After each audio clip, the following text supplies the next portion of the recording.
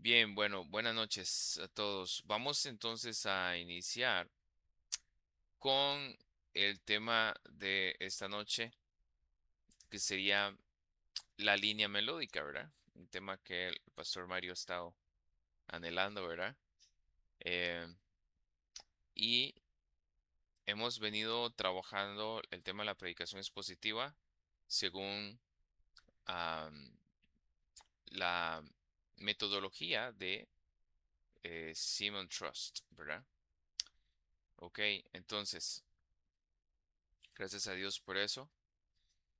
Y vamos a ver qué es lo que quiere decir la línea melódica. Recordemos que tenemos un texto, el cual hemos indagado en cómo ver la estructura de ese texto, ¿verdad?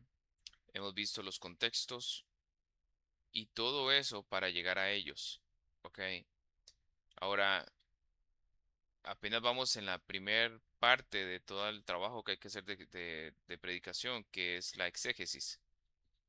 Y para llegar a ese ellos, ¿verdad? Tenemos que entonces ver la línea melódica. Bueno, ¿de qué se trata la línea melódica? La línea melódica que enseña el Ministerio Simon Trust tiene un principio.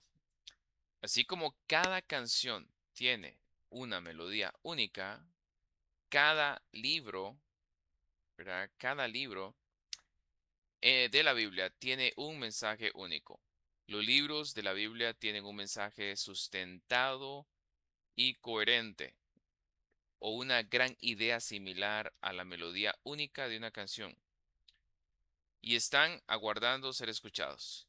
Cada pasaje está de alguna manera relacionado directa o indirectamente, como un apoyo o incluso un contraste a esta melodía. Mi tarea es prestar la suficiente atención y dedicar el tiempo necesario para escucharla y tratar de capturarla en una declaración concisa, una línea melódica. Cada vez que sepamos de qué se trata el libro completo, una vez, perdón, que sepamos de qué se trata el libro completo, entenderemos mejor cada pasaje en él, ¿verdad? Ustedes, bueno, no sé si son músicos, a mí me gusta la música, estudié en un momento un poquito de guitarra clásica, luego en otro momento un poquito de guitarra eléctrica, pero a todos nos gusta la música, ¿verdad? Y como creyentes nos debe gustar alabar al Señor con música.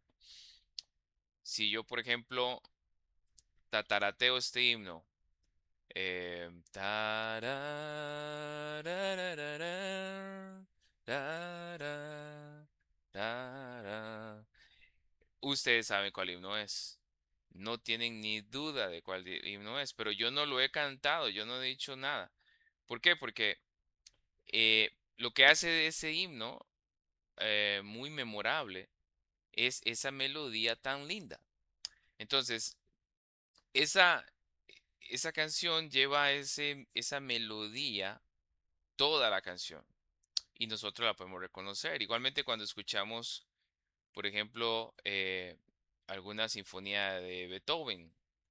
Tarararán, tarararán, tararararararara. Ya ustedes saben que eso es Beethoven y esa melodía va acompañada o va, ¿verdad? En toda la canción, en todo el tema.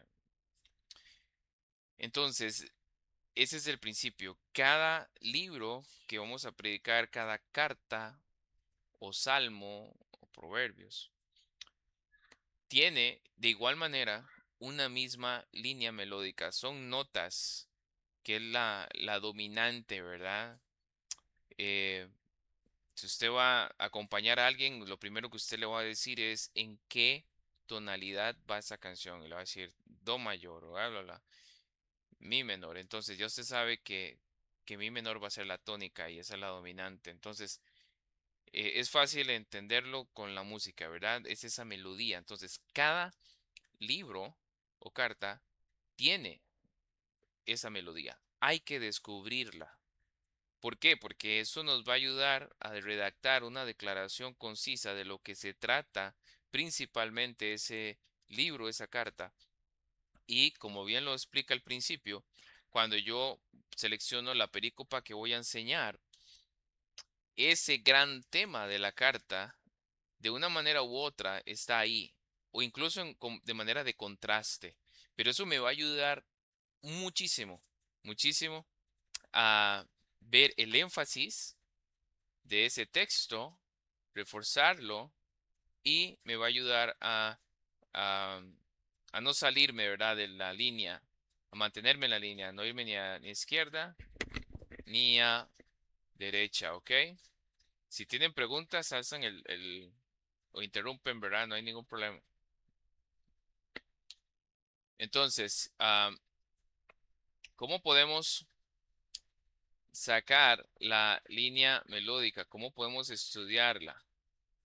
¿Ok? ¿Cómo podemos estudiarla? Aquí tenemos cuatro eh, importantes recursos para encontrarla.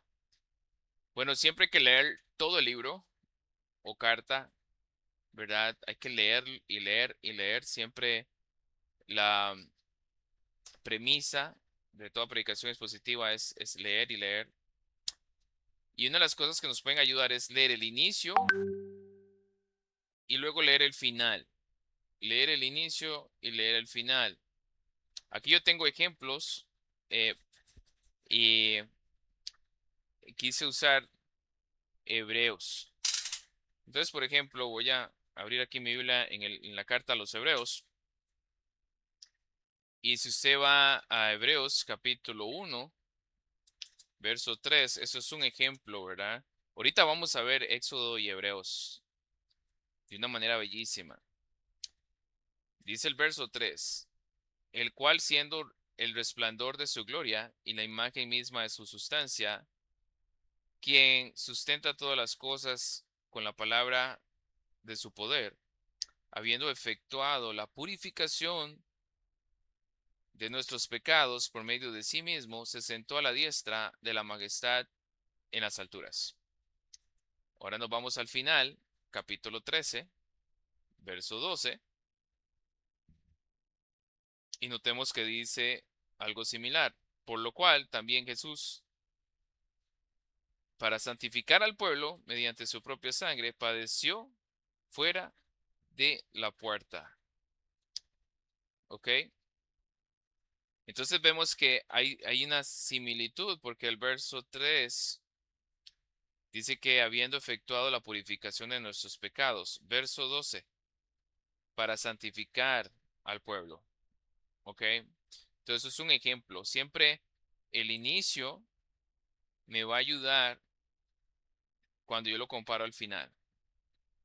Pero eso no es todas las estrategias que yo tengo a mano. No debo quedarme solo con esa.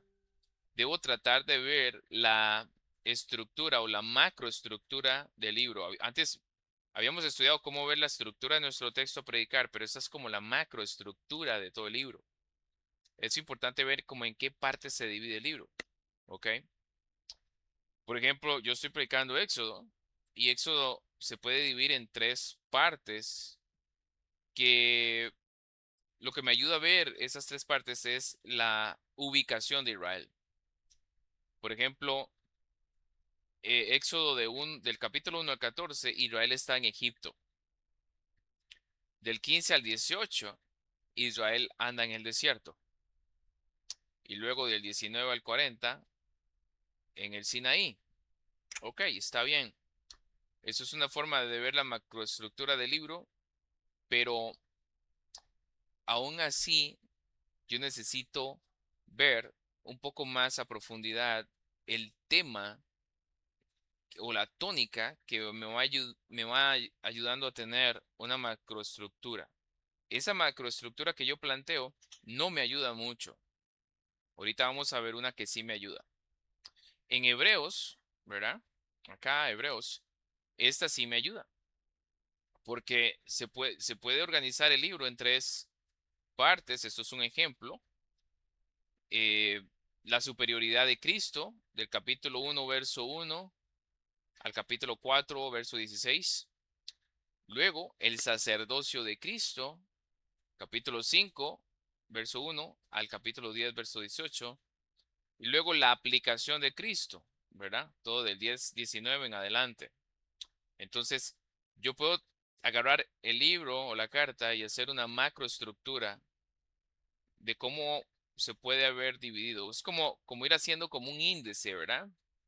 Como ir haciéndole como un índice al libro. Yo tengo que ponerle un título al libro, que esa es como la línea melódica, la frase que me va a decir de esto se trata este libro, y luego como un índice, ¿verdad? De temas y luego subtemas. Entonces tenemos como estrategia para encontrar la línea melódica leerlo todo, leer el inicio, compararlo con el final y ver qué cositas hay similares. Encontrar una macroestructura a todo el libro. Tercero, encontrar el propósito del libro. Si vamos al Evangelio de Juan, ahí está muy claro, ¿verdad? Capítulo 20 y verso 30. Está muy explícito, ¿verdad? Juan mismo lo declara muy, muy explícitamente y lo dice así. Hizo además Jesús muchas otras señales en presencia de sus discípulos, los cuales no están escritas en este libro, verso 31. Pero estas se han escrito para que creáis que Jesús es el Cristo, el Hijo de Dios, y para que creyendo tengáis vida en su nombre. Ese es el propósito del libro o del Evangelio de San Juan. Mira que yo les estoy enseñando esto mismo a mi esposa y mi esposa solita estaba meditando en San Juan capítulo 6 con la multiplicación de los panes, ¿ok? Y ella estaba buscando el énfasis con la trama, ¿verdad? Viendo el conflicto y la ambientación. Entonces, cuando veía el conflicto, yo le decía a ella, no me vaya a decir que es la falta de pan, ¿verdad? El conflicto lo vemos así, la, la prueba que Dios le está haciendo a Felipe, ¿verdad? Porque Jesús le dice a Felipe, ¿de dónde compraremos pan para que coman estos? Pero eso lo decía para probarle. Entonces el problema no era el pan, era la prueba para con Felipe, era ver si Felipe iba a pasar bien la prueba o no, la prueba de fe. Y luego la resolución la apunta a que la misma gente hizo la declaración, ¿verdad? En el verso 14, la gente dijo, este verdaderamente es el profeta que había de venir al mundo. Entonces yo le hablaba a mi esposa de la línea melódica. Si agarramos esa perícopa y vemos que el principal propósito del Evangelio es mostrar que Jesús es verdaderamente el Hijo de Dios para que crean, el propósito del Evangelio me va a ayudar a ver el conflicto, ¿ve? Porque el propósito es que la gente vea que Jesús es el Hijo de Dios y crean. Entonces el conflicto no era que necesitaran pan, era que Felipe necesitaba eh, reconocer que Jesús es verdaderamente el Hijo de Dios y creyera. ¿Ve? Entonces, eso me ayuda mucho a cuando tengo dudas de ver si estoy en un texto que tiene esas características y yo puedo hacerlo de tal manera que haya ese marco de contextual donde puedo sacar en la ambientación y el conflicto, el clímax que ya vimos. Entonces, el propósito, la línea melódica de todo el Evangelio me ayuda a ver el conflicto y la resolución de una manera más clara. ¿Sí? Si nos devolvemos a Hebreos, el capítulo 8, verso 1, me ayuda muchísimo también a encontrar esa línea melódica. Ahora bien, el punto principal de lo que venimos diciendo es que tenemos tal sumo sacerdote, el cual se sentó a la diestra del trono de la majestad de los cielos, ministro del santuario de aquel verdadero tabernáculo que levantó el Señor y no el hombre. Vamos a ver ahorita que, que ese texto me va a ayudar muchísimo a ver la línea melódica en el libro de Hebreos. Entonces repasemos, leer todo el libro, leer el inicio y el final, ver la macroestructura del libro, encontrar el propósito del libro y por último, repeticiones claves en el texto. En Hebreos, nuevamente, es muy repetitivo que se habla de ángeles, de sacerdocio, de reposo, de sacrificio, su mediador, pacto, fe, ¿verdad? Acceso. Hay más que podemos rescatar. Entonces, estas estrategias me ayudan a indagar y ver cuál es el propósito del libro y redactar unas líneas que yo pueda decir, bueno, creo que el propósito, la línea melódica de toda la carta, de todo el evangelio, de todo el libro es esta y voy a redactarlo así. Entonces, cuando yo trabajo con mi texto, voy a tomar en cuenta de qué se trata todo el libro. Eso me va a ayudar a mantenerme en la línea, no ir ni a izquierda ni a derecha, no decir más ni menos, ¿ok? Si hay preguntas, interrumpen. Avanzamos. Ahora sí, veamos esto en la práctica con Éxodo. Yo estoy predicando Éxodo, entonces más o menos esta es la línea melódica que yo recuerdo cuando predico. Dios redime a un pueblo para morar gloriosamente en medio de él como su Dios del pacto. O, algo más resumido, la presencia de Dios es la meta de la redención. La presencia de Dios es la meta de la redención. Ahora veamos cómo llegamos a esta línea melódica. ¿Ok? ¿Cómo fue que llegamos ahí? Bueno, uno va leyendo, mientras va leyendo, va pensando la línea melódica, ¿cierto? Y vemos que el propósito de la redención de Dios es Dios con su pueblo. Hay un propósito en Dios redimir a Israel. Y es que Dios quiere morar con el pueblo. Y eso lo va uno viendo. Aquí les tengo ejemplos. Y eso, como siempre, yo se los paso por medio del pastor Mario para que ustedes lo tengan. Así que no se preocupen por escribir las citas. Éxodo 3:12.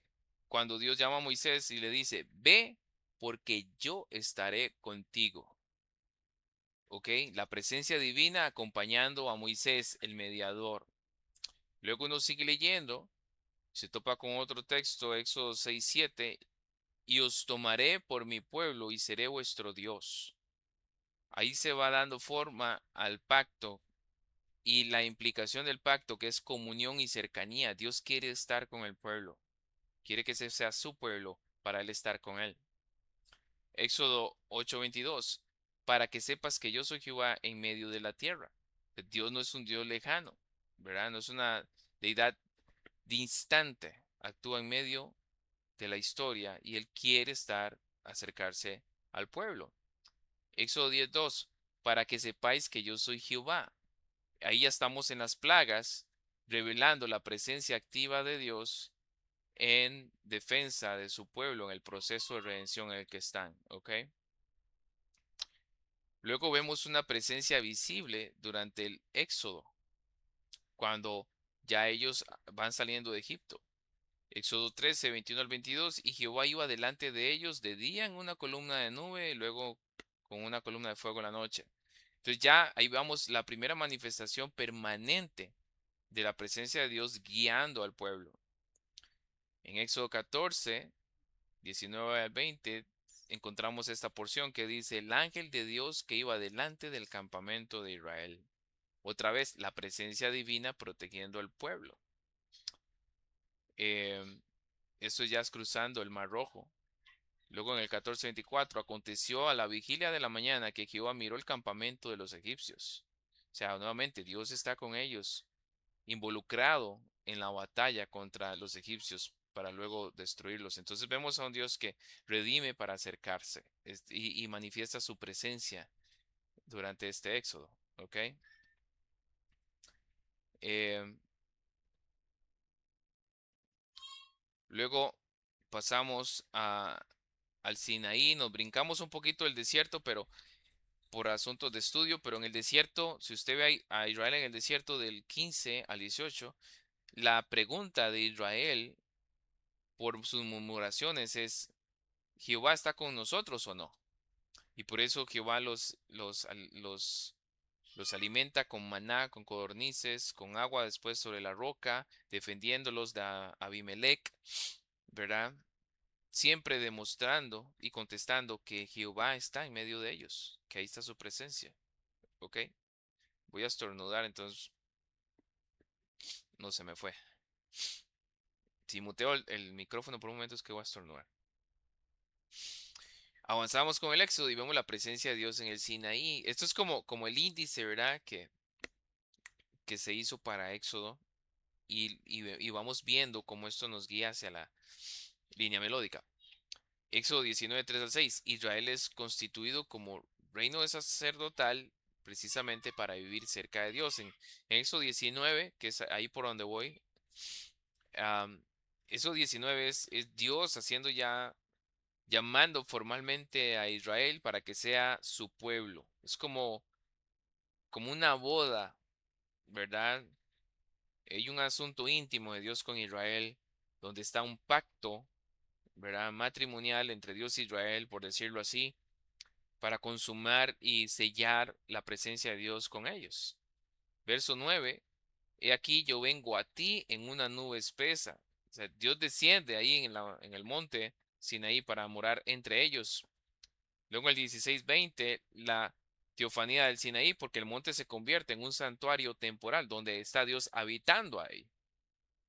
Éxodo 24, 16 al 7, y la gloria de Jehová reposó sobre el monte Sinaí. Pues ahí aparece ya explícitamente el tema de la gloria, ¿verdad? De Dios morando entre Israel. Am, Luego avanzamos a la presencia de Dios ya en el pacto, porque este es uno de los textos claves de todo el libro. Y harán santuario para mí y habitaré en medio de ellos. De hecho, muchos consideran ese versículo como el propósito central de Éxodo, Éxodo 25:8. ¿Por qué? Porque la redención de Egipto apunta a eso. No era solamente sacar a Israel de Egipto, es sacar a Israel de Egipto para vivir con ellos. Por eso lo hizo Dios así. No era sacarlos de Egipto, redimirlos y ya. No, es que Dios quería vivir con ellos, ¿verdad?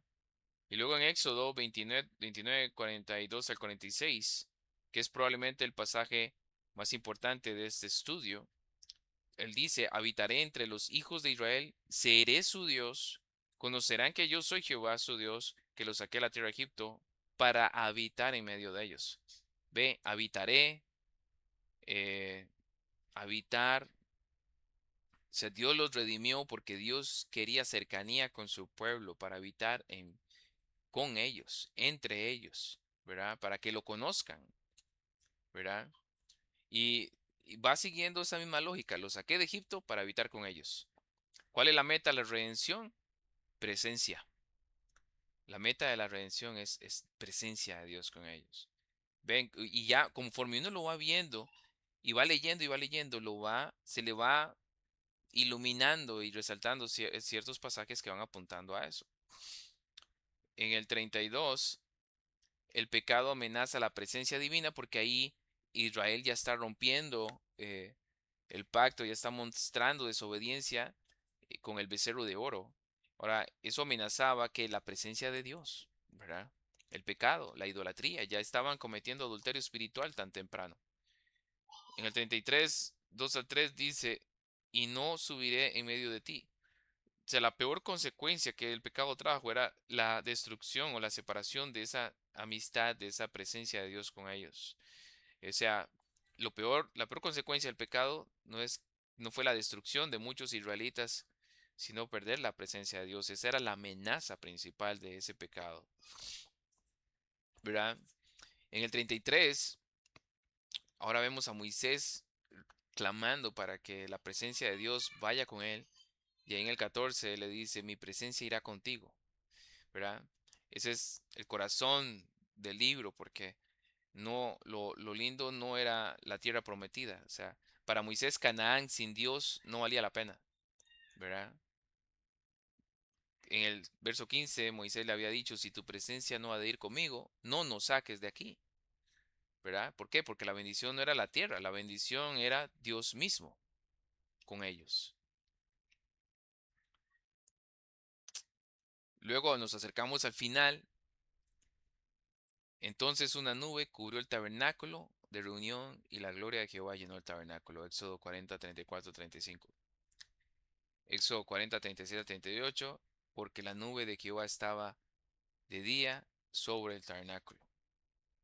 El final es como el clímax de todo el libro de Israel, porque la misma gloria desciende que descendió sobre el Sinaí, ahora habita en medio del campamento israelita, ¿verdad? Y la presencia va a permanecer en el campamento de Israel. Ahora Dios los va a acompañar. Y el libro termina exactamente donde quería llegar. Dios oyó a Israel en el capítulo 2 con su clamor, siendo esclavo de Egipto, lo redime del capítulo 12 al 14, vemos esa redención consumada. Luego Dios hace un pacto con Israel en el capítulo 19 al 24. ¿Por qué? Porque Dios decidió morar con Israel en el capítulo 25 al 40. Entonces, nuevamente, cuando uno hace ese análisis y va viendo que realmente Dios quiso redimir a Israel con el propósito de morar con ellos, ¿verdad? Él descendiendo para morar con ellos. Entonces ya podemos redactar una línea melódica. Tal vez usted esté de acuerdo conmigo o no, pero eh, se puede redactar así. Dios redime a un pueblo para morar gloriosamente en medio de él como su Dios del pacto, o la presencia de Dios es la meta de la redención. Entonces, hermanos, viera qué bonito esto. Es muy lindo, como decía el pastor Mario la otra vez, porque una vez que usted hace ese análisis y ahora sí, usted empieza a seleccionar las perícopas que va a predicar, esta línea melódica te va a dar mucha luz y te va a ayudar a hacer el énfasis en las predicaciones, ¿verdad? Ahí es donde queremos ir llevando de una manera u otra, con una intensidad a veces menor, a veces mayor, en el énfasis de las predicaciones, pero siempre está presente en la predicación de una manera u otra, ¿sí? Y esto es bellísimo porque conecta directamente con toda la historia de la redención en la Biblia. Por ejemplo, en el Edén, Dios caminaba con Adán, ¿cierto? Pero perdimos la comunión con Dios. Y en el Éxodo vemos a Dios acercándose al hombre, morando en el tabernáculo. Luego, ya no es el tabernáculo, es en el templo, donde la gloria llena el templo. Pero adelantándome un poco a una de las lecciones que vamos a ver, que es Cristo. Cristo, recuerdan, es llamado Emmanuel, Mateo 1:23, Dios con nosotros. En la iglesia luego Dios habita por su Espíritu Santo con nosotros. Es la consumación de esa gran promesa. He aquí el tabernáculo de Dios con los hombres, la cual veremos en Apocalipsis 21:3, en la consumación de esta, de este aión, de esta era, ¿verdad? Entonces, desde Génesis hasta Apocalipsis, una de las melodías más hermosas de la escritura, que se ve muy, muy plasmada en Éxodo, es Dios buscando morar con un pueblo que Él mismo ha redimido para su gloria. ¿Ya? Bellísimo, hermanos. Eso es un ejemplo de línea melódica en el Antiguo Pacto, Antiguo Testamento. Si hay dudas o preguntas, me interrumpen. Ahora, veamos otro ejemplo ahora en el Nuevo Testamento. Y hermanos, gloria a Dios, yo he estado enseñando la confesión de fe. Vamos por el capítulo 7 y he estado enseñando los pactos de Dios. Por lo tanto, he estado leyendo y leyendo Hebreos. Yo no he predicado Hebreos, pero créanme que tengo muchas ganas de hacerlo. Y he estado haciendo el trabajo eh, de hermenéutico y exegético, ¿verdad? Entonces, esta semana estaba trabajando con la línea melódica. Y hermanos, es una providencia hermosísima porque es interesantísimo como Éxodo tiene mucho que ver con Hebreos y Hebreos con Éxodo. Vea qué belleza. Más o menos la línea melódica de Hebreos es esta, según criterio mío. Dios ha abierto el acceso definitivo a su presencia por medio del sacerdocio perfecto y la obra consumada de Cristo. O también, más conciso, Cristo conduce a su pueblo hasta la presencia de Dios. Porque digo que es una conexión legítima y bellísima con Éxodo, porque como acabamos de ver, Éxodo termina Dios descendiendo para habitar con su pueblo, ¿verdad? Pero Hebreos, la carta a los Hebreos va a mostrar cómo los pecadores pueden acercarse a Dios. Por decirlo así, Éxodo responde a la pregunta, ¿cómo Dios mora con su pueblo? Y Hebreos va a responder a la pregunta, ¿cómo puede el pueblo acercarse a Dios? Morar con Dios. Ya, entonces es interesantísimo. En Éxodo, Dios morando con su pueblo. ¿Cómo puede Dios morar con su pueblo? Hebreos, ¿cómo el pueblo puede morar con Dios? Es la otra cara de la moneda, pero es interesantísimo porque se hace mucha alusión y el autor de Hebreos nos va a llevar muchísimo a Éxodo, ¿verdad? Entonces veamos el ejercicio por acá. El prólogo establece muchísimo la melodía en Hebreos 1 del 1 al 3. Dios nos ha hablado por el Hijo. Todo comienza con esta revelación final en Cristo. Luego dice, habiendo efectuado la purificación de nuestros pecados, como lo leímos antes. Luego se sentó a la diestra de la majestad, ¿verdad? O sea, las buenas noticias, al igual que ellos, como dice Hebreos 4:1, se nos vino, pero ahora por el Hijo, Cristo. Él purificó nuestros pecados. ¿Se acuerda que la pregunta es cómo podemos acercarnos a Dios? Bueno, por Cristo, porque Él purificó nuestros pecados. Y Él se sentó a la diestra de Dios como sumo sacerdote. No sé si han escuchado sobre la doctrina de la sesión de Cristo. Y lo que apunta a esa doctrina es a este texto y otros como este, que el hecho de que el autor diga que Él se sentó, no es que estaba cansado, es que todo sumo sacerdote en el Antiguo Testamento no paraba, porque no había el sacerdocio no era perfecto, como el de Cristo es perfecto, él hizo un único y suficiente sacrificio. Por lo tanto, en ese sentido, cesan los sacrificios, ¿verdad? Él se sienta a la majestad de Dios no porque esté casado, sino porque el trabajo lo consumió de una manera perfecta, lo consumó, consumado es. Y ya no hay trabajo que hacer para redimir al pecador, ya Cristo lo hizo. Entonces, en este capítulo 1, verso 1 al 3, aparecen ya temas que nos ayudan muchísimo a establecer la melodía. Cristo revela a Dios, Cristo limpia el pecado y Cristo entra a la presencia de Dios. Y toda la carta va a ir desarrollando sus tres temas. Obviamente Cristo es nuestro mediador, como lo vamos viendo ahorita, que él es el que nos lleva al Padre y por Él tenemos el acceso. Eso es como el índice, ¿verdad? Que yo le estuve haciendo la carta. Como un tema en la estructura del libro, vemos como Cristo es superior a los mediadores anteriores. Ya luego el autor empieza a destacar cómo Jesús es superior a los ángeles, porque el propósito de Dios no es que los hombres sean gobernados por ángeles. El propósito es llevarlos a la gloria. Ese fue el propósito de Jesús, llevarlos a la gloria. Hebreos 2:10, convenía que aquel llevase muchos hijos a la gloria. ¿Ok? En ese sentido es superior a cualquier otro mediador. Eh, Cristo es superior a Moisés. Entonces, ahí vamos viendo un poco la estructura, ¿verdad? La macroestructura del libro. Del 1 al 2, Jesús superior a cualquier otro mediador anterior, incluyendo los ángeles. El autor hace mucho énfasis a los ángeles. Luego, superior a Moisés. Ese es el siguiente énfasis. Moisés fue fiel en la casa. Cristo es el hijo sobre la casa. Por eso, Cristo es eh, superior a Moisés. Moisés fue un siervo, pero Cristo es el dueño. Moisés introdujo el pueblo en el pacto mosaico, pero Cristo introduce al pueblo en una realidad superior, en el nuevo pacto, ¿verdad? Aquí aparece implícitamente Éxodo, porque Moisés fue, como dije, fiel en la casa, pero Cristo sobre la casa. Él es el hijo, el dueño. Entonces hay como un movimiento importante porque Moisés, como lo dije, introdujo al pueblo en el antiguo pacto, él fue el mediador del antiguo pacto, pero Cristo el mediador de un nuevo pacto. Ahora, recordemos que es importante meternos en la mente de los destinatarios porque todo este camino es camino a ellos.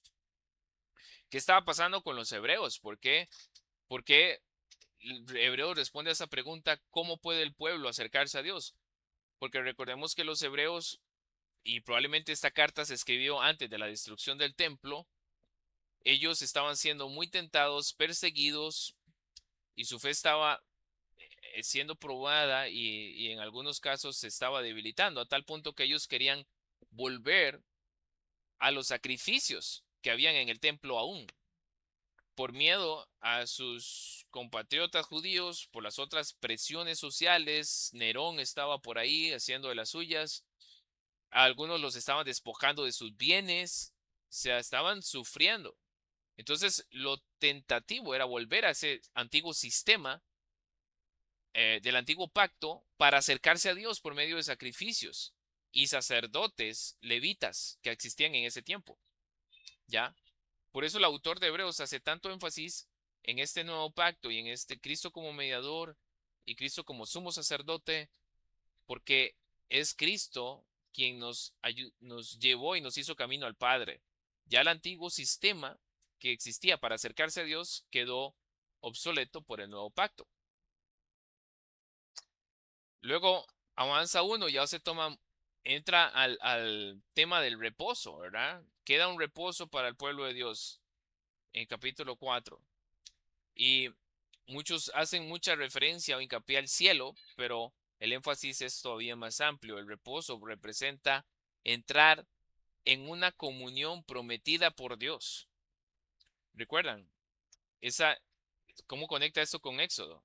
Comunión. El Éxodo era como Dios tenía comunión con el pueblo.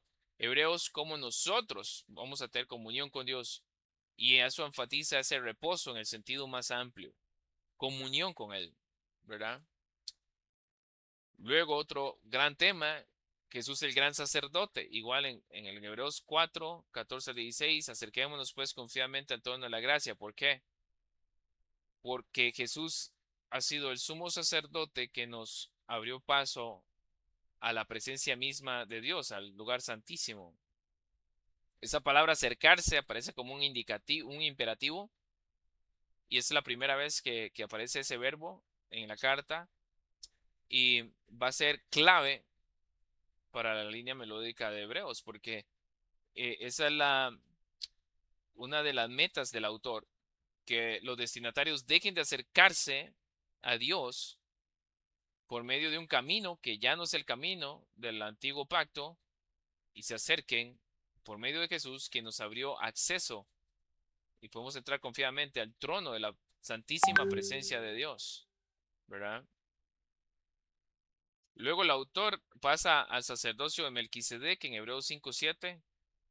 Cristo es un sacerdote, Cristo es más que un sacerdote común, un sacerdote que realmente puede introducirnos en la presencia de Dios, porque el verso 7:19, capítulo 7:19, los clama así: por ella nos acercamos a Dios, por esa obra sumo sacerdotal de Cristo. El argumento no debe ser como Jesús es un sacerdote ya, sino que es el sacerdote que realmente puede introducirnos a la presencia de Dios, no los antiguos ritos del antiguo pacto. ¿Ve? Entonces, vemos cómo esa melodía sigue sonando. Acercarse a Dios, llegar a Él, entrar a Él, acceder a Él. ¿Ve? Recordemos otra vez, Éxodo era cómo Dios se acerca al pueblo, nosotros cómo nos acercamos a Dios. Y ahí sigue sonando esa melodía. Luego, en el capítulo 8 entra la cuestión del nuevo pacto. El antiguo pacto tenía limitaciones no porque fuera malo, sino porque señalaba algo mayor.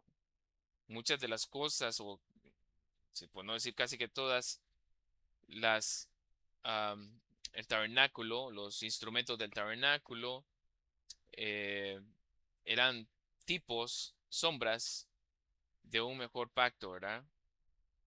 Porque el nuevo pacto va a producir aquello que el antiguo solo anunciaba, comunión real con Dios. ¿Por qué el autor nos lleva al nuevo pacto y a pensar en el nuevo pacto? Y él va a citar Jeremías 31, Salmo 110.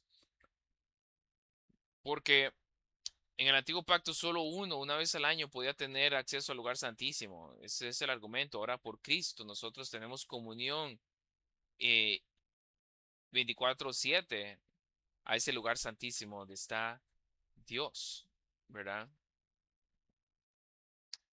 Luego nos habla del santuario celestial, porque el sistema levítico era una representación del tabernáculo, los sacrificios, el lugar santo, el lugar santísimo, como ya dije, todo eso era tipo o sombras de Cristo. El autor en Hebreo 9:24 nos va a decir, Cristo no entró en un santuario hecho de mano, sino en el cielo mismo. El tabernáculo de Éxodo era una sombra entonces de la realidad del cielo, ¿ya? El tabernáculo era una serie de rituales para que el hombre se acercara a Dios. Ya Dios estaba ahí. Vuelve a sonar la misma melodía. Si Cristo entró al cielo mismo como sumo sacerdote y como sacrificio perfecto para expiar nuestros pecados, Él es el mediador por el cual nosotros nos acercamos a Dios. ¿Sí? Y por eso llegamos un poquito ya más al clímax de la carta en el capítulo 10, ¿verdad? Teniendo libertad para entrar en el lugar santísimo, acerquémonos, vea otra vez la palabra clave, acerquémonos. Y aquí llegamos al corazón de Hebreos. Lo que el sumo sacerdote hacía una vez al año, lo que Israel contemplaba desde lejos, lo que Moisés experimentó parcialmente, lo que el tabernáculo simbolizaba, ahora pertenece a todos nosotros, los creyentes unidos a Cristo. Y todo, entonces ese es el peso ya final del argumento, donde va cayendo ya el argumento del autor, para persuadir a la audiencia de que no vuelvan a esos rituales del antiguo pacto y del templo que todavía estaba ahí vigentes, que abandonaran eso y siguieran fieles a Jesús, ¿verdad? Luego les habla de la fe, de los héroes de la fe, ¿verdad? En el capítulo 11. ¿Y por qué aparecen ellos? Porque todavía en las historias de ellos avanzan a la consumación, todavía esperan, todavía buscan la consumación en Apocalipsis 21 de esa comunión establecida con los cuerpos glorificados, disfrutando de la presencia de Dios, camino que ya Cristo nos abrió. Luego en el capítulo 12 nos habla del monte Sión, ese monte celestial, así como la gloria descendió sobre el tabernáculo. Ahora los creyentes han llegado al monte de Sión, la ciudad del Dios vivo, a Jesús el mediador del nuevo pacto. Nuevamente la meta es la presencia de Dios, ¿sí? La meta es esa presencia de Dios, porque dice que nos hemos acercado al monte Sión. Entonces, como conclusión, en el verso 13, capítulo 13, perdón, los creyentes salen fuera del campamento con Cristo. ¿Por qué? Porque no tenemos aquí ciudad permanente. La ciudad definitiva todavía viene, que es la celestial. Entonces, poniéndonos en los zapatos de esos destinatarios, el autor le sigue insistiendo. Este no es nuestro mundo. No huyan de las persecuciones porque Cristo también padeció. No eviten el sufrimiento porque Cristo sufrió. Nuestra ciudad, nuestra ciudadanía está en los cielos. Por ahora acérquense a Dios, quien es misericordioso, al trono de la gracia para el oportuno socorro, ¿verdad? Por medio de Cristo, no por los rituales pasados. Entonces uno va viendo, hermanos, esto es leer y leer y leer y leer, y con la ayuda del Espíritu Santo, va uno viendo que esa es la melodía que va cantando el autor de Hebreos. Entonces volvamos a leer. Dios, Pastor, ajá, eh, creo que algo resaltante tiene que ver con, vaya, por ejemplo, en Éxodo y Hebreo, lo que estoy viendo de la línea melódica, lo que está marcando es esa presencia de Dios y el cómo acercarse a Dios. Entonces, básicamente lo que veo que eso que resalta bastante el autor es por donde tenemos que encontrar la línea, ¿verdad? Correcto, hermano, sí, exacto. Entonces, a la hora que vos o yo, cuando prediquemos Hebreos, arranquemos, ya uno va a empezar a tener más luz para con el énfasis de la carta, porque ya tiene un, un cuadro general del tema general, del objetivo general de la carta. Entonces, cada pericopa que uno seleccione para predicar lleva esa melodía, la va cantando de una manera u otra. Me gustó algo que enseñan ellos que a veces tal vez uno no la vea explícita de manera positiva, pero de repente puede ser un contraste, ¿verdad? Em, por ejemplo, las aplicaciones que el autor hace acerca del pecado en la carta, no dejando de congregarnos, ¿verdad? Como algunos tienen por costumbre. ¿Por qué? Porque nos estamos acercando a Sión, la Nueva Jerusalén, y es la casa de Dios, es la iglesia. Entonces, en ese sentido hay un contraste. Si la iglesia es la casa de Dios y ahí es cuando tenemos esa comunión corporativa y se dejan de congregar, eso es un contraste con el tema general de la carta, ¿verdad? Ellos estaban siendo tentados a no congregarse con la iglesia, pero sí irse a congregar en el templo judío y celebrar aquellos antiguos rituales que ya no servían. Esos sacrificios ya estaban obsoletos. Eso no les daba entrada al lugar santísimo, a la presencia de Dios. Ya el camino estaba abierto por Cristo, ¿verdad? Entonces, eh, excelente. Así es. Y podemos redactarlo algo así o similar. ¿Cuál es la línea melódica en Hebreos? Dios ha abierto el acceso definitivo a su presencia por medio del sacerdocio perfecto, la obra consumada de Cristo. O Cristo conduce a su pueblo hasta la presencia de Dios, ¿verdad? Que es, eh, me encantó porque es lo mismo de lo opuesto de Éxodo. Éxodo es cómo puede Dios morar con su pueblo, pero Hebreo responde nuevamente cómo puede el pueblo morar con Dios. Y por eso el enfoque abrumador, extraordinario de Cristo. Es más, veámoslo así. Ahora que me acuerdo, hay otra diapositiva acá. Eh, Veamos qué lindo. Eso lo aprendí hoy, hermanos, estudiando. Y yo digo, wow, se los voy a compartir también. Porque en Éxodo vemos que Dios desciende, ¿verdad? Una vez vimos, una y otra vez, cómo Dios vino a ver a su pueblo en Egipto, descendió para estar con él. En Hebreos, los creyentes ascienden. En Éxodo, ¿verdad? Y por medio de Cristo ascendemos a Dios. El tabernáculo terrenal. Pero en Hebreos vemos un santuario celestial en el cielo, el tabernáculo donde entró Cristo. En el antiguo, en Éxodo, Moisés era el mediador, pero en Hebreos, Cristo es el mediador. En Éxodo, sacerdocio levítico, en Hebreos, el sacerdocio eterno, es eterno, ¿verdad? Ese es el argumento del autor. Eh, el levítico era terrenal, el sacerdocio de Cristo, la obra de él, ahora es eterna. En Éxodo vemos la gloria en la nube. En Éxodo, en Hebreos, perdón, la gloria celestial. En Éxodo, Dios habita con Israel, pero en Hebreos, los creyentes nos acercamos a Dios. Y ahí vemos como los capítulos clímax de las dos, eh, Antiguo Pacto y Nuevo Pacto, Éxodo 40 y Hebreos 10 al 12. ¿Sí? Entonces, mm, esa es la manera en que podemos ejercitarnos para encontrar una línea melódica, identificarla, y ella va a ser de mucha, mucha ayuda para mantenernos en la línea en cada perícopa y cada texto que vayamos a predicar. porque ya tenemos un mejor panorama de lo que se trata el libro o la carta, ¿verdad? De hecho, aquí incluyen en esta diapositiva textos claves para seguir la línea melódica, por ejemplo, en Hebreos. Em, Quería enseñarles algo porque yo tengo una Biblia, ¿verdad?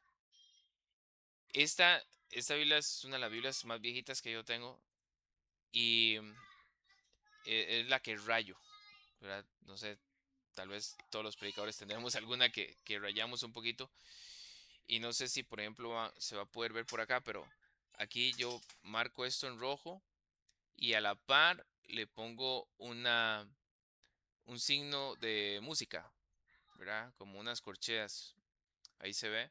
Entonces yo sigo, ahí yo digo, por ahí va la línea melódica y luego más adelante encuentro algún texto, ¿verdad? Y vuelvo a hacer lo mismo, lo subrayo y le pongo los simbolitos aquí de música.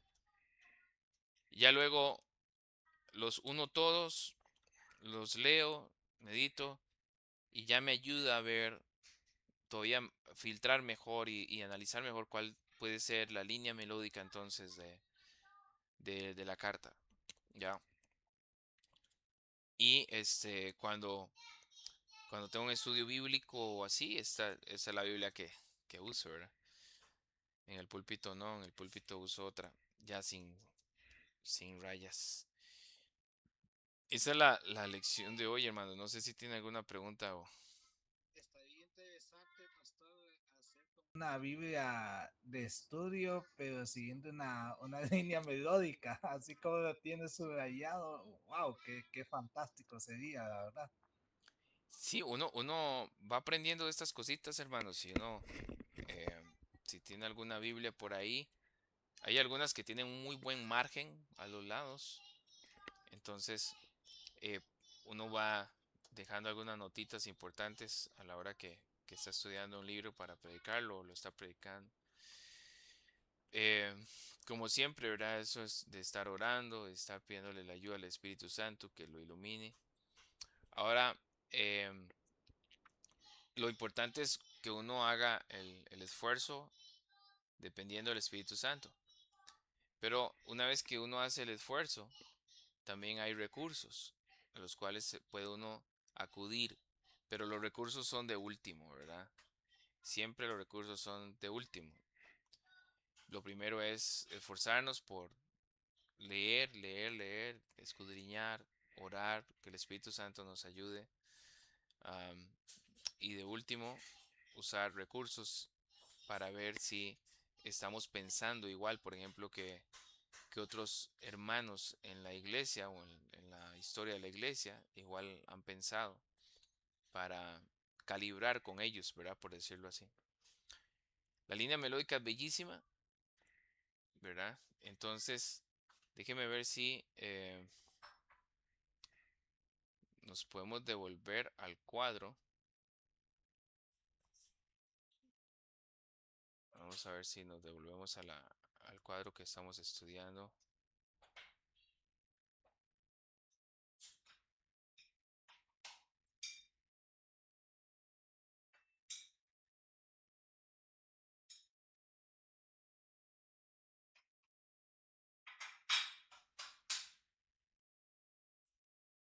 Aquí.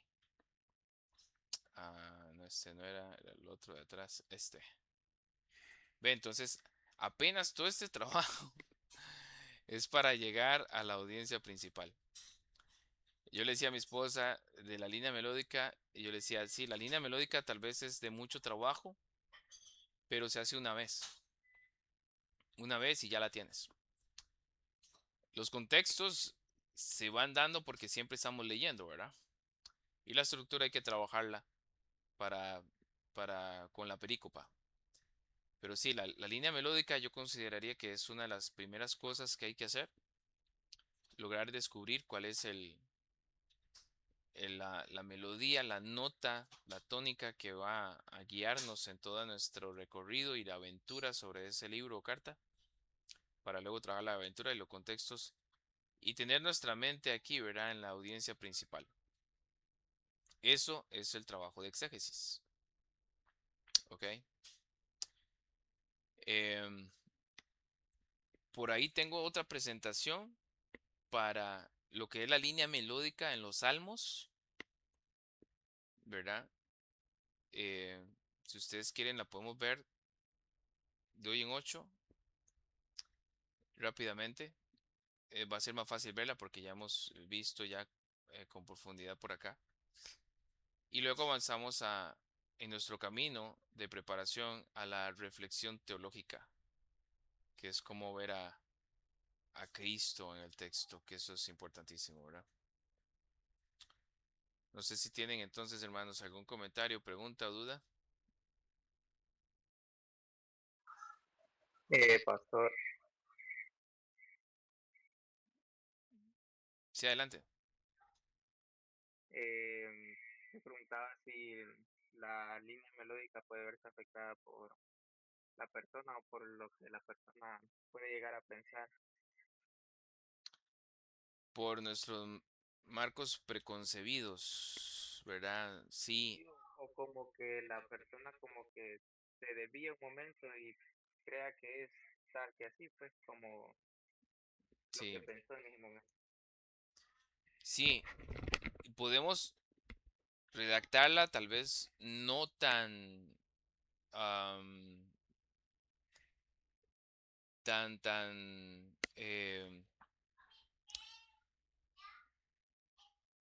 la palabra que quiero buscar es tan precisa, ¿verdad? Tal vez no veamos la línea melódica tan precisamente al inicio, pero conforme uno va leyendo, o incluso mientras va avanzando la predicación, uno puede ir cambiando la línea melódica y uno puede ir pensando, mira, creo que el énfasis de todo el libro como que me está llevando allá, como que estaba un poquito, como que la estoy calibrando mejor, pero también, por eso les decía, tenemos recursos.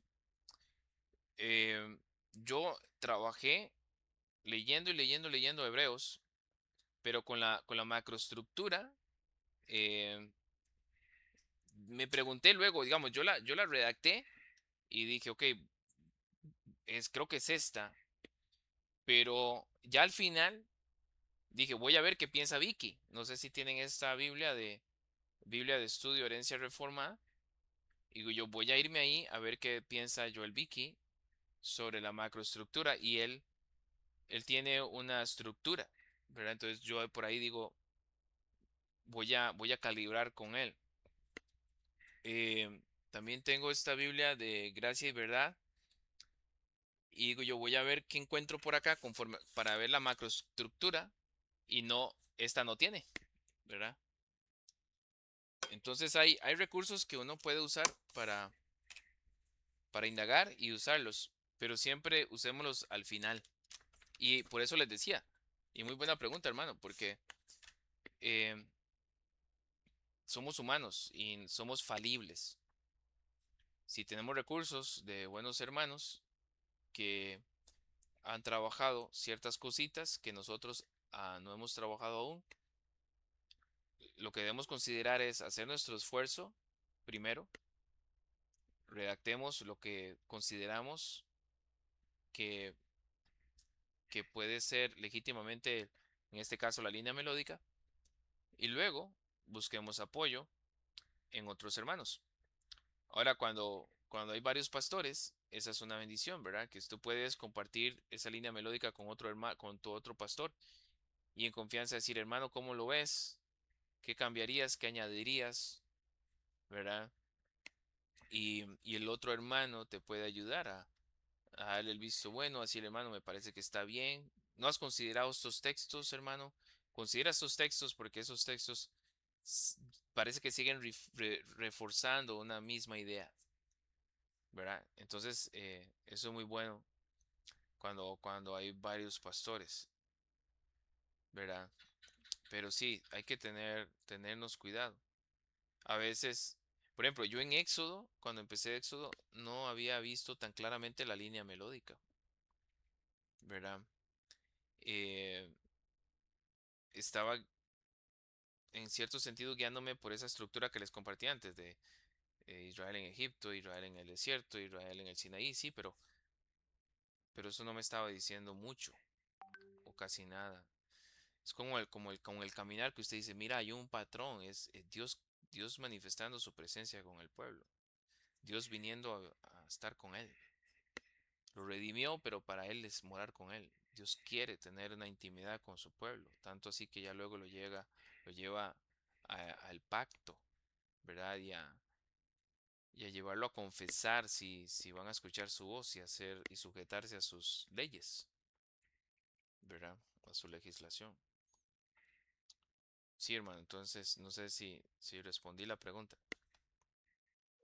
Sí, sí, todo me quedó claro. Y también sobre posibles sugerencias como para no desviarse, pues porque yo había pensado en esa que se mencionó, sobre cómo sacar la conclusión, bueno, después de hacer el análisis, compartirlo con tu pastor o con otra persona. Sí, amén. Esa es una, orar.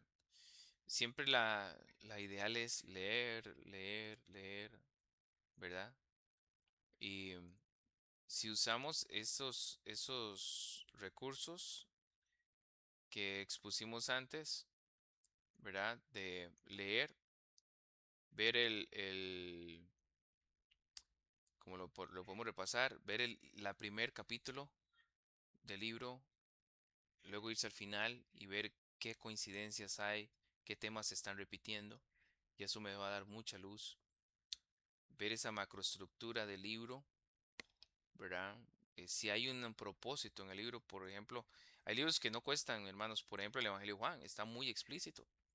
San Juan 20, 30 y 31 lo dicen explícitamente. Estas cosas se escribieron para que crean que Jesús es el Hijo de Dios. Ahí está, ¿verdad? Entonces, ya es más fácil leerse el Evangelio de Juan con eso en mente y vemos que siempre el énfasis es ver a Jesús como el Hijo de Dios para que crean. La palabra creer está no sé cuántas veces, ¿verdad? En Juan, se repite muchísimo. Por eso también una de las técnicas es ver repeticiones de palabras claves, ¿verdad? Esas palabras claves nos van a ayudar a ver ese énfasis. Entonces, hay libros que tienen ese propósito ya claro, muy, muy claro, y muy explícito, ¿verdad? Entonces, sí, si seguimos ah, estas cuatro eh, pasos, podemos encontrar ese énfasis con la ayuda del Espíritu Santo y luego compartirlo con otro pastor para que nos lo vea, nos lo revise y si tenemos otros recursos, también usarlos. Excelente.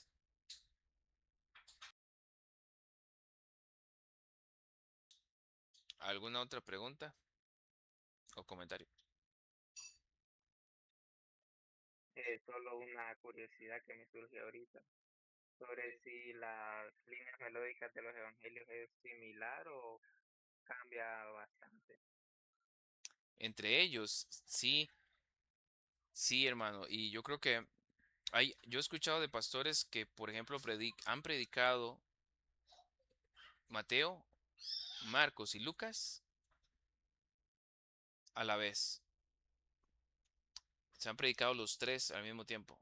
Como que yo y Mario seamos pastores y yo le diga a Mario, Mario, bueno, yo voy a predicar los evangelios y voy a predicar Mateo, Marcos y Lucas al mismo tiempo. Porque son los evangelios sinópticos, ¿verdad? Que le llaman. Porque tienen sus historias y cada uno las está viendo de su propio ángulo. Entonces, algunos pastores predican esos evangelios unidos, ¿verdad? Y dejan por siempre el Evangelio de Juan. Ya el Evangelio de Juan lo predican em, de manera aislada, solo el Evangelio de Juan. Ahora bien, no hay nada malo en eso. Pero si tomamos en cuenta la línea melódica, podríamos diferir un poco.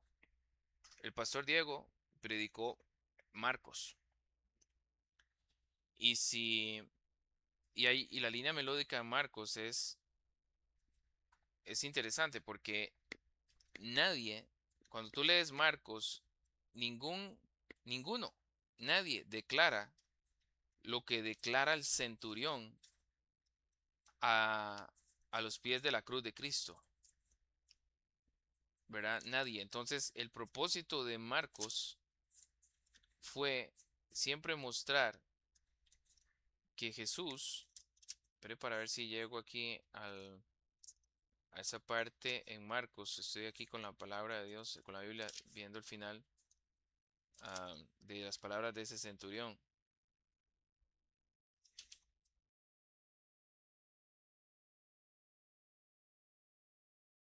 El capítulo 15, verso 39.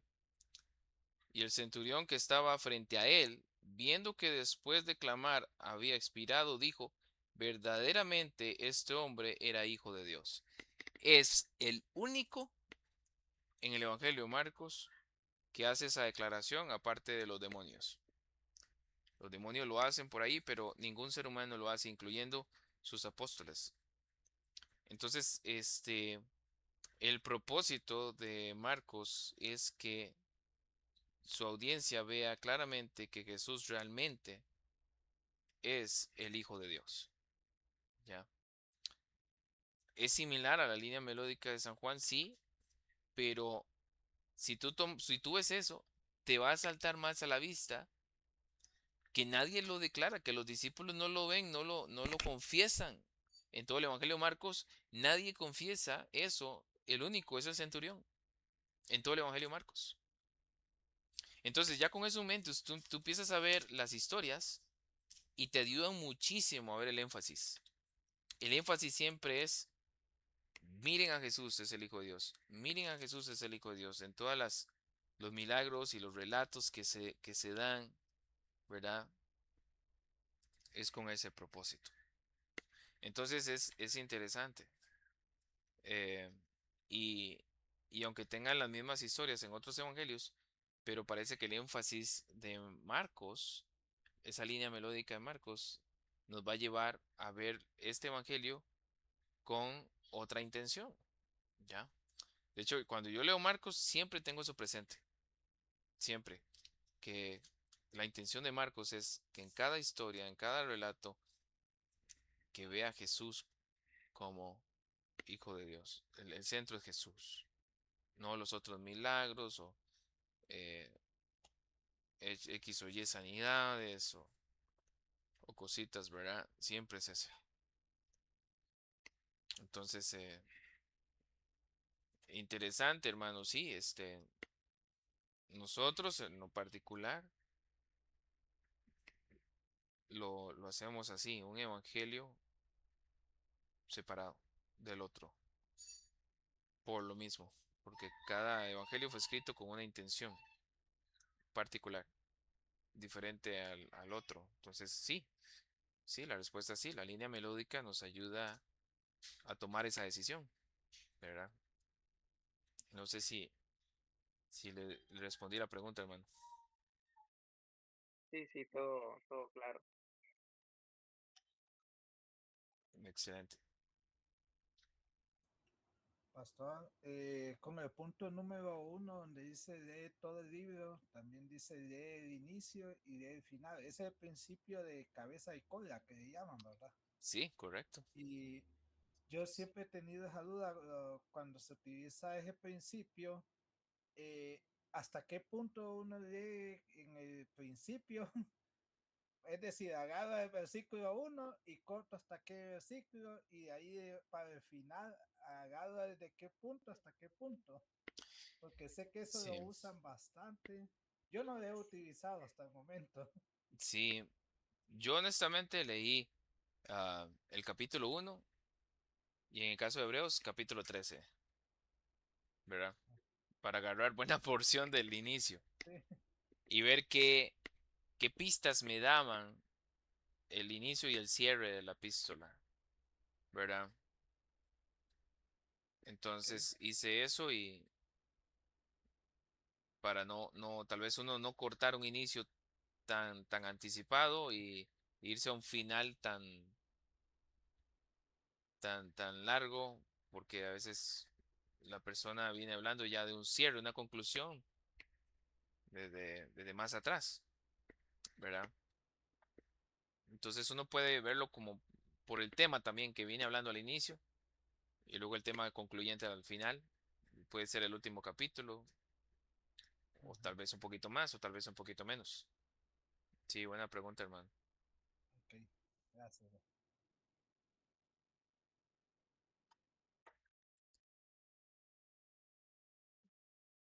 No sé si tiene más dudas o preguntas o comentarios.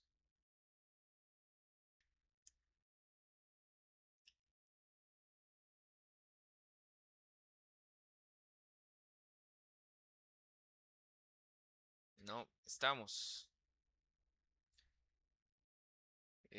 Bueno, ¿qué le parece, hermano Mario, si nos guía en oración, por favor? Amado Dios, te damos gracias por esta noche, Señor. Gracias por este tiempo de aprendizaje que nos has provisto, oh Dios. Gracias, Señor, por la vida del pastor Wilmer, Dios, por apartar este tiempo para dedicar, Señor, su tiempo a enseñarnos a nosotros. Y, Señor, de nuestra parte hay gratitud, oh Dios, gratitud por darnos este privilegio de aprender, Señor, cada día más de ti, Señor. También de equiparnos, Señor, para la obra, Señor, que tú nos has encomendado, de cuál es predicar tu palabra fielmente, oh Dios. De antemano, oh Dios, también preparamos nuestros corazones, Señor, para celebrar el día del Señor desde ya. Y con estas herramientas que hemos aprendido, Dios mío, podamos equipar también el sermón del domingo para hacer ese llamado eficaz, Señor, a las personas que han de escuchar ese sermón, oh Dios. En el nombre de Jesús, te damos toda la honra y la gloria a ti, Señor. Amén.